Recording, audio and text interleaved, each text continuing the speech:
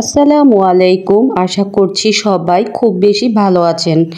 ঈদের ছুটিতে চলে যাচ্ছি শ্বশুর বাড়িতে সবার সাথে একসাথে ঈদ করার জন্য।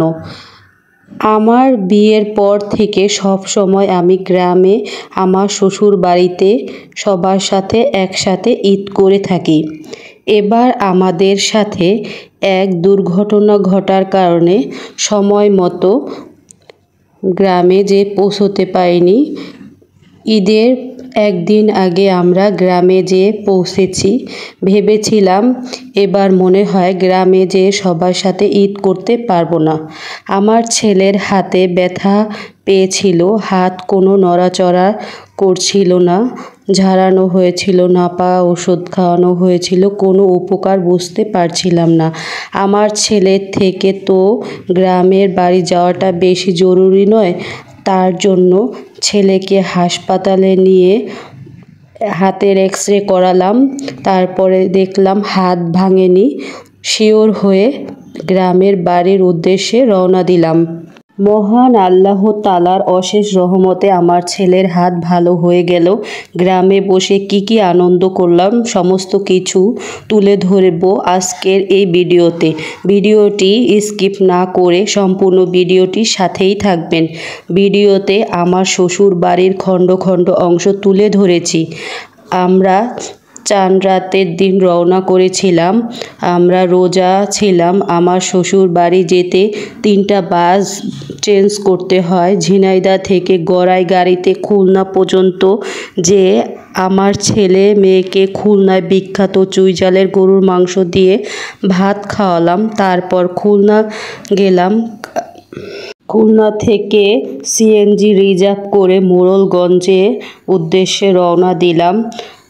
বাসে করে যেতে পারতাম কিন্তু গেলাম না, কারণ আমার ছেলের হাতে ব্যথা, যদি হাতে কোনো আঘাত পায় তার জন্য সিএনজি রিজার্ভ নিয়েই চলে গেলাম। অবশেষে শ্বশুর বাড়িতে এসে পৌঁছালাম সন্ধ্যা 6টায়। আমার শ্বশুর বাড়িতে সবাই 5 ওয়াক্ত নামাজ পড়ে, তার জন্য কেউ ক্যামেরার সামনে আসে না, তাতে কোনো সমস্যা নেই। শ্বশুর বাড়িতে বসে আমি যা করলাম সবটাই আজ আপনাদের সাথে শেয়ার করব। রাতের বেলা মেয়েকে, ননদের মেয়েকে, ছেলেকে এবং নিজে হাতে মেহেদি দিলাম।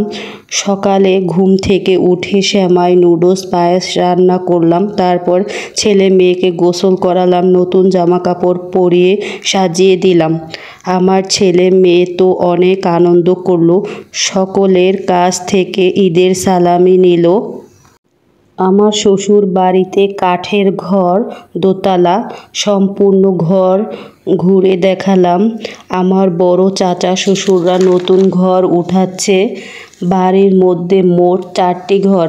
আমার শ্বশুর এবং 2 চাচা শ্বশুরের। ঈদের ছুটিতে শেষ বাড়ি যাব, তার জন্য ভাবলাম সম্পূর্ণ বাড়িটি ঘুরে ঘুরে আপনাদের দেখাই। এটা হলো আমার বড় চাচা শ্বশুরের ঘর। প্রাকৃতিক সৌন্দর্য আসলেই মনোমুগ্ধকর। আমার শাশুড়ি আম্মা আমরা বাড়ি চলে যাব দেখে আমাদের জন্য পিঠা তৈরি করছিল। ওইদিকে আমার ছেলে মেয়ে ডাব খাওয়ার জন্য বায়না ধরলো। তারপরে চাচা শ্বশুরের নাতিকে উঠিয়ে দিলাম ডাব গাছের উপরে। তারপরে এই তো ডাব পেড়ে নিয়ে আসলো সবাই।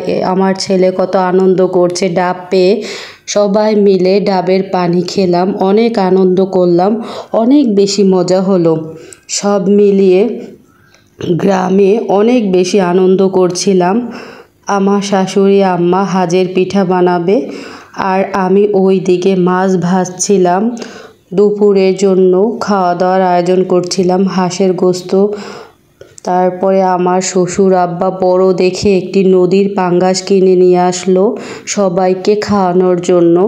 এই তো দেখেন মাছটার মধ্যে অনেক তেল দিয়ে ভরা ছিল। আমি হাঁসের গোস্ত রান্না করে নিলাম।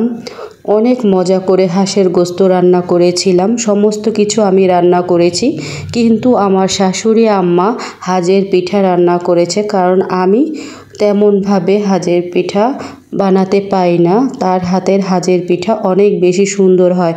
সবাই অনেক মজা করে তৃপ্তি সহকারে পিঠা খেলো।